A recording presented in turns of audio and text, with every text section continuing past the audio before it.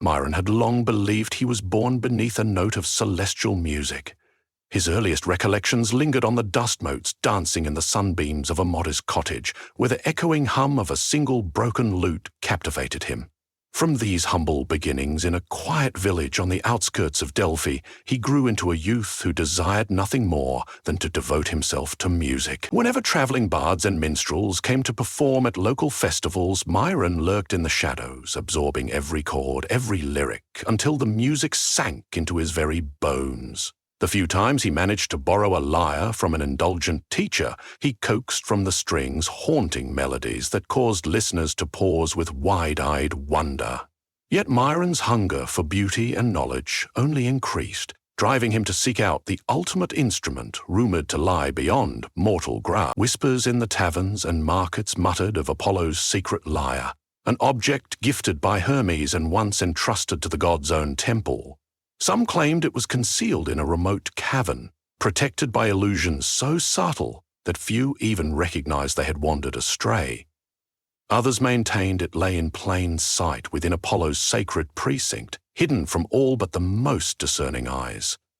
To Myron, the question of its whereabouts overshadowed every slice of daily life. Each time he performed a new piece, it fanned a flame in his heart. He yearned for the purest, most divine music that could grant him communion with the gods. It was a restlessness that soon became obsession. Even the teachers who praised his talent urged caution, warning him that mortal ears could not bear the resonance of Apollo's chosen instrument. That to handle such a lyre would be to court the sun god's wrath. But Myron could not imagine a life untouched by divine creation.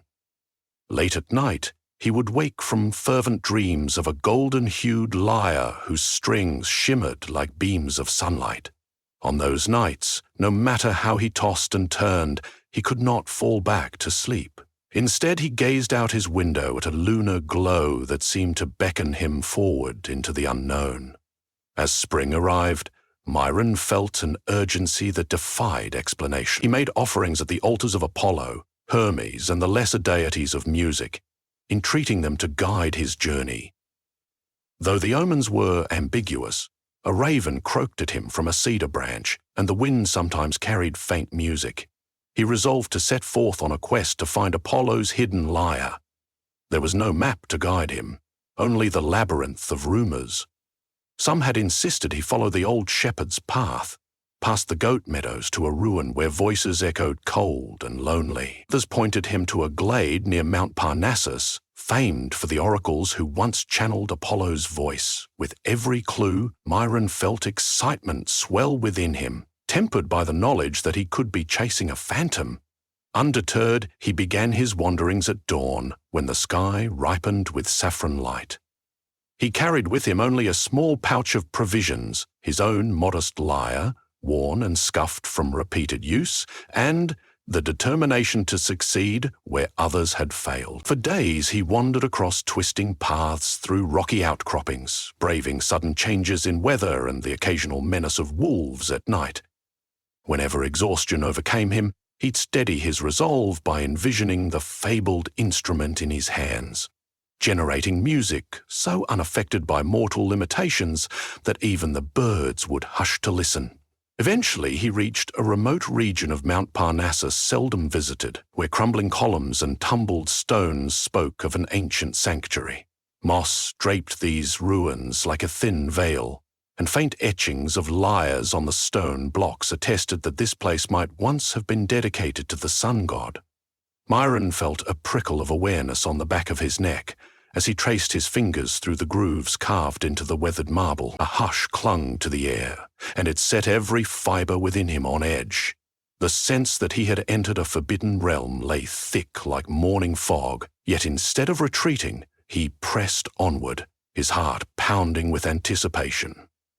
In the center of this ruined complex, he discovered a chamber whose collapsed roof allowed a shaft of lemony sunlight to pierce the gloom. Bats squeaked from the upper corners. Shattered pottery and scattered offerings lay crumbled, as though centuries of pilgrims had come to pay homage only to be turned away or forgotten. Myron paused at the threshold, inhaling a swirl of stale air. Then he took a careful step inside. Until that moment, he had tended to dismiss the more outlandish rumors about illusions and guardians. Yet almost at once, he sensed a presence, intangible, quiet as a breath, yet undeniably there. His eyes flicked across the chamber, searching for any hint of movement.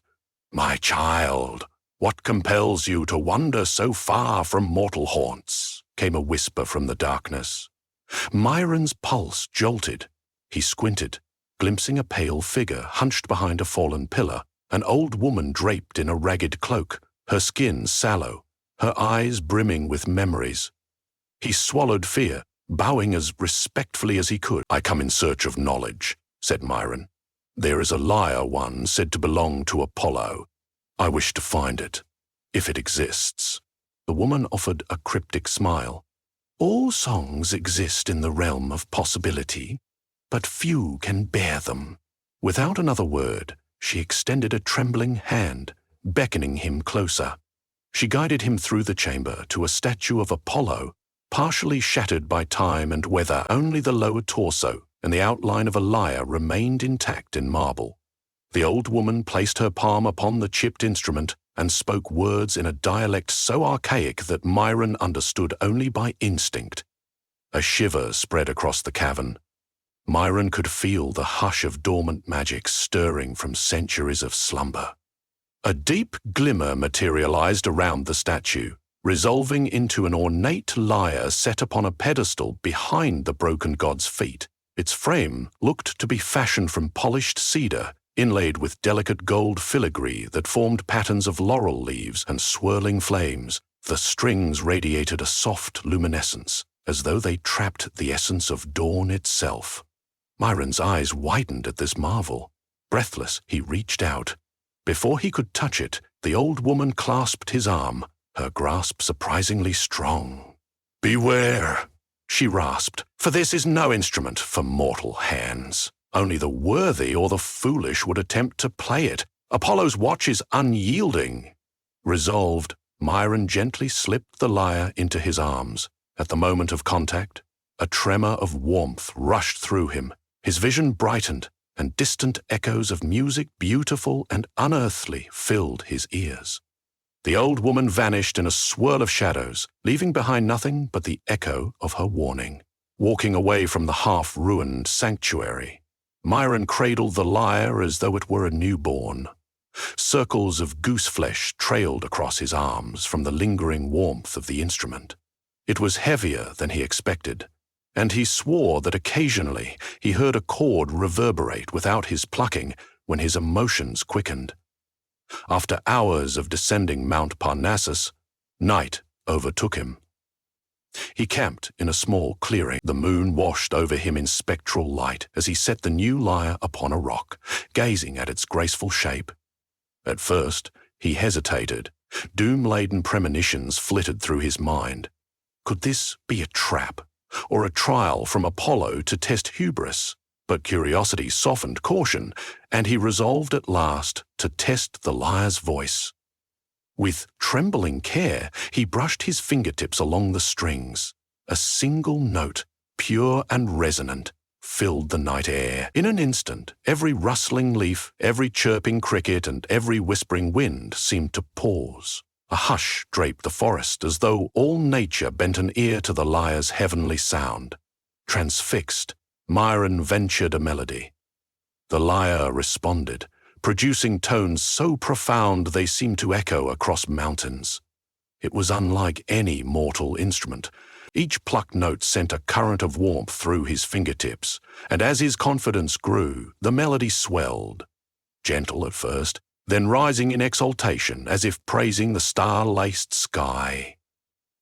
Tears blurred his vision, for this was more than music. It was the voice of creation itself. When he ended the tune, there was a moment of suspended reverence. Then the night creatures slowly resumed their calls, but gentler, as if hushed by the afterglow. Yet the divine vibrations did not fade gently. They soared beyond the mortal realm, reaching the ear of Apollo himself. High upon Olympus, the sun god felt a subtle rattle through the fabric of existence. Someone had touched his most treasured lyre, an instrument he had hidden away centuries ago to ensure that reckless mortals would not succumb to uncontainable ambition. Fierce anger sparked in him. Though once he had shared glimpses of divine grace with men, he had grown wary of mortal pride. Had not Marsyas, a satyr, met a dreadful fate in a contest of music against him? What mortal could presume to lay hands on his sacred lyre? Apollo looked down upon the mortal plane, observing Myron in the clearing. The youth burned with fervor, but there was also an earnest purity in him that stayed the god's wrath. In a rare hush of introspection, Apollo decided not to smite him immediately. Instead, with a swirl of radiant light, the god descended from the cosmic heights to watch and test this mortal from a closer vantage. A few days passed, and word soon spread in neighboring villages of an otherworldly melody. Shepherds cradled their flutes in wonder, claiming to hear harp-like chords echo along the hills at sunrise. Merchants returning from Parnassus found themselves muted by the memory of a young man perched on a rock, coaxing from a lyre such beauty that their souls welled with longing. Myron, however, remained oblivious to the rumors swirling around him. He was too enraptured by the music itself, devoting every spare moment to practicing tunes both new and ancient, quietly unaware of the presence that sometimes watched him from behind a thicket or enshrouded in a golden haze. It was at twilight, near a still pond framed by reeds, that Apollo finally confronted Myron. The god appeared disguised in the shape of a traveling poet, his robes dusty from the road, a laurel wreath tucked into his belt. He approached with a genial smile that did not quite reach his stormy eyes. Myron greeted him politely, and they spoke of music and wanderings. "I heard rumor of a miraculous musician in these parts," said the stranger, "one whose instrument defies mortal craftsmanship. Might I have the honor of hearing you play?" Myron felt a flush of pride. "I've been practicing, but I'm only a humble student of the art. If you would like to listen, I'd be happy to share a piece." He settled on a nearby stone and positioned the lyre. Gentle starlight rippled in the pond, and in that reflection, Myron's form glowed faintly, as if enveloped in a nimbus of inspiration. In measured intervals, he plucked each string, weaving a tune that evoked the hush of dawn over fields and the caress of wind upon tall grass. The disguised Apollo observed the mortal's concentration and felt the tension in each note, a surging chord that threatened to breach mortal limit. The resonance was far too divine to come from a typical carpenter's lyre. This was indeed the instrument that had once rested in the sun god's own hands. When the music ceased, an unspoken hush lingered. Apollo's face was inscrutable. "You play with conviction," he commented. "But do you know the secret of that lyre?" Myron blinked, uncertain how much to reveal. "I suspect it belongs to a higher power. It is rumored to be Apollo's hidden lyre. If so, then all I can do is strive to be worthy of its voice." A flicker of disapproval, or perhaps curiosity, crossed the stranger's gaze. "And if the rightful owner demanded it returned? Would you relinquish it?" A pang shot through Myron. He had already grown attached to the lyre in ways he could scarcely describe. Its warmth, the sense of communion with creation, and the outpouring of music that seemed to shape the hearts of all who heard it, these had become like air to him, vital and irreplaceable. "If Apollo himself commanded me so, I would have no choice," Myron said quietly. "But I would do so with the deepest of sorrow." At those words, the stranger's disguise vanished in a pulse of golden brilliance. Myron shielded his eyes, heart lodging in his throat as he glimpsed Apollo in all his radiance. The luminous hair, the sternly beautiful countenance shaped of sunlight and shadow, the aura that spoke of cosmic authority.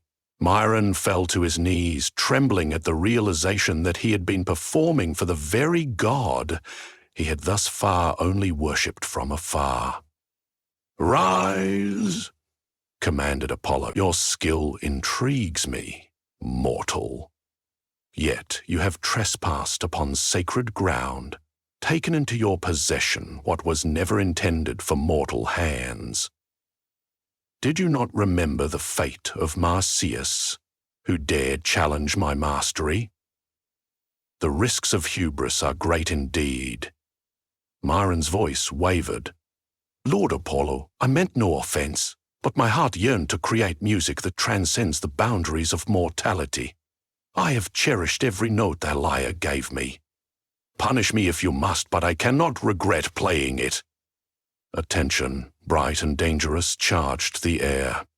Apollo glared at the youth who had woven such stirring melodies. You have passion, and I will not deny that your playing has awakened something I have not sensed among mortals for ages. Yet to claim divinity's tools is to invite retribution. He paused, considering. Still, perhaps the muses themselves have guided your hand. To prove yourself, you must undergo a trial. Play your music in contest with me. Should your performance fail, you will relinquish the lyre, and your memory of it shall be wiped clean of every chord. But if you succeed, I will grant you the right to wield it as a shepherd of divine song under my watchful eye. The challenge rang through Myron's soul like a knell. Could he possibly endure a contest with a god who had bested mortals and immortals alike? Yet Myron's spirit could not shirk from this path. His dream had always been to cross that threshold into immortal artistry. He bowed his head in acceptance. I am at your mercy, Lord Apollo. I accept. Word of an extraordinary musical event soon swept over local villages, carried by oracles, stargazers, and rumor alike. Crowds gathered at an ancient amphitheater near Delphi, rumored to be blessed by the muses. Over the marble seats, men and women whispered in amazement at the notion of a mortal performing before the sun god. Some derided Myron's arrogance, sure that such a challenge spelled doom. Others were inspired, viewing him as a symbol of mortal potential. The day arrived bright, with the sky a perfect dome of cerulean, as if the heavens themselves peered down in anticipation. Apollo appeared first, gliding onto the stage with an air of regal serenity. He held in his hands a lyre, twin to the one Myron had claimed, its shine as radiant as the earliest dawn.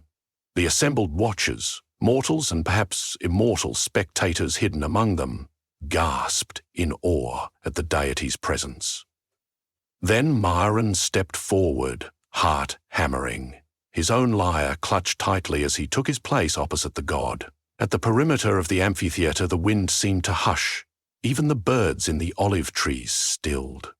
With a gesture of measured grace, Apollo began. His opening melody poured like liquid gold, each note dancing upon the crystalline air. The audience fell silent, entranced by the divine swirl of his composition.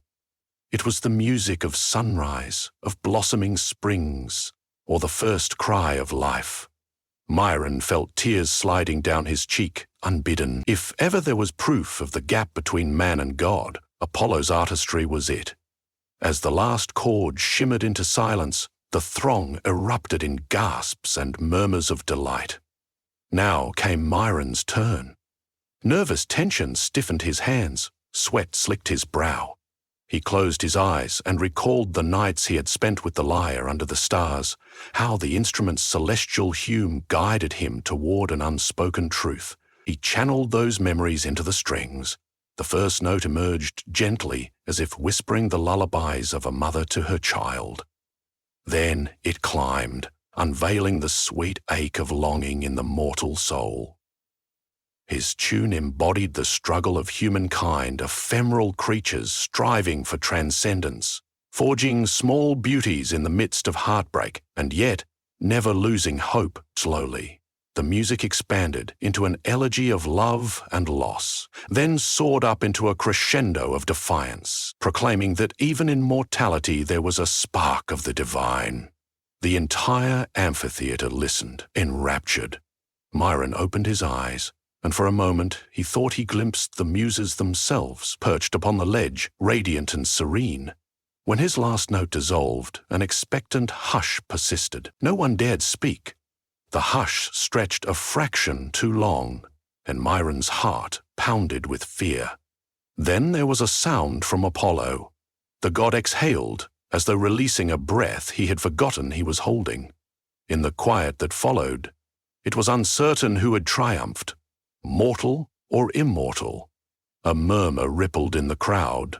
Many believed Apollo's notes to be flawless, shining with the clarity of the divine, but Myron's music left them trembling. Its sincerity, its raw, mortal courage had touched a deeper chord. Even the god wore a conflicted expression as he studied Myron. For an agonizing moment, Myron thought Apollo might strike him down in jealousy or wrath. Instead, the sun god nodded solemnly. "You have indeed touched upon a truth that mortals often forget," Apollo announced, raising his voice so that all might hear. "Music is more than the perfection of form. It is also the vessel through which the mortal soul reaches beyond itself." Looking into Myron's eyes, the god's own gaze softened. "You have shown me that, in your hands, even the divine can resonate with a mortal's longing." His words fell on the amphitheater like a blessing. Myron nearly collapsed from relief, for in that proclamation Apollo recognized his worthiness. At a gesture of the god's hand, a luminous band of energy threaded itself around Myron's shoulders, a symbol of Apollo's sanction. The crowd erupted in cheers, and tears glistened on many faces. Apollo raised his arm, quelling the clamor. "Hear me, mortals and immortals who bear witness. Though the lyre is my possession, the one called Myron has earned the right to wield it. Let none question or challenge his claim. Let him keep safe the sacred harmonies, guiding your hearts to new heights. Yet remember, Myron, your vow to never let hubris overshadow your devotion. Music is a living bond between mortal and divine, not a prize meant to exalt the self." With that decree, a radiant glow enveloped the amphitheater. The crowds shielded their eyes, and when the light subsided, Apollo was gone. But his aura lingered, blessing the space. Myron collapsed to a knee, clutching the lyre, heart pounding like a war drum. He could barely grasp what had just transpired. The onlookers swarmed him with adulation, praising him for his bravery and skill. Some pressed gifts into his hands, ribbons, flowers, parchments of poetry scribbled in awe. Yet Myron's pride was tempered by humility. He was now guardian to a treasure woven from cosmic melody. In the days that followed, Myron returned to his quiet village. The memory of that triumphant performance radiated through the land. Musicians from across Greece sought him out for guidance, hoping to catch an echo of the divine in his music. Some even whispered that he was favored by all 9 muses. Yet Myron kept the lyre carefully under watch, playing it only to lift hearts or to honor the gods. He never forgot the weight of Apollo's stern gaze, nor the blazing lesson imparted that a gift from the divine was also a responsibility. When the next dawn broke across the horizon, Myron stood upon a hillside with the lyre. His fingers coaxed a new melody from the strings, a prayerful hymn of gratitude and reverence. Below him, fields of asphodel and bright poppies swayed with the wind. Sunlight flowed across the Greek hills, gilding them in luminous splendor. The music echoed, and as it soared upward, Myron felt a warmth that was not simply from the rising sun. Somewhere in that radiance, Apollo listened, quietly pleased, and Myron realized that although he was yet mortal, a part of him, through music, would ascend alongside the golden chariot and touch the outer edges of eternity.